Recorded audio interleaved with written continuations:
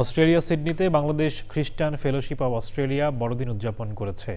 বিগত দীর্ঘ ৩০ বছর ধরে এই সংগঠনটি ধারাবাহিকভাবে সব ধর্মের মানুষের অংশগ্রহণের জাঁকজমকপূর্ণভাবে বড়দিন উদযাপন করে আসছে। অস্ট্রেলিয়া থেকে জানাচ্ছেন রেজা আরেফিন।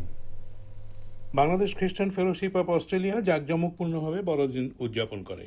গতকাল ২৫শে ডিসেম্বর সিডনিতে বসবাসকারী খ্রিস্টান ধর্মাবলম্বীদের অন্যতম বৃহৎ সংগঠন বাংলাদেশ খ্রিস্টান ফেলোশিপ অব অস্ট্রেলিয়া ধর্মীয় ভাব গাম্ভীর্য পরিবেশে জাঁকজমকপূর্ণভাবে পালন করল বড়দিন।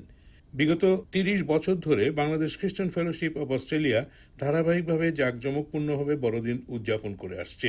এবছরও সেই ধারাবাহিকতার ব্যতিক্রম হয়নি। সিডনিতে বসবাসকারী ধর্ম বর্ণ নির্বিশেষে সকল মানুষকে নিয়ে সংগঠনটি বড়দিনের উৎসব পালন করেছে।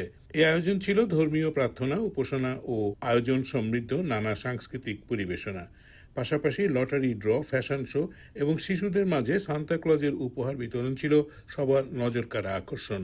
বিশেষ করে পরিবার ও শিশুদের উপস্থিতিতে পুরো অনুষ্ঠানস্থল উৎসব মুখর হয়ে ওঠে। অনুষ্ঠানের সার্বিক আয়োজনের নেতৃত্ব দেন সংগঠনের সভাপতি অ্যালেক্স তুহিন গাইন ও সাধারণ সম্পাদক ন্যান্সি ব্যারেল। এছাড়াও কার্যকরী পরিষদের সদস্য থেকে শুরু করে সাধারণ সদস্যদের নিরলস পরিশ্রম ও আন্তরিক অবদানের অনুষ্ঠানটি সফল ও সার্থকভাবে সমাপ্ত হয়। প্রবাসের ব্যস্ত জীবনে এমন আয়োজন শুধু আনন্দই নয়, বরং একে অপরের সঙ্গে সম্পর্ক ও ঐক্যের বন্ধনকে আরও সুদৃঢ় করে।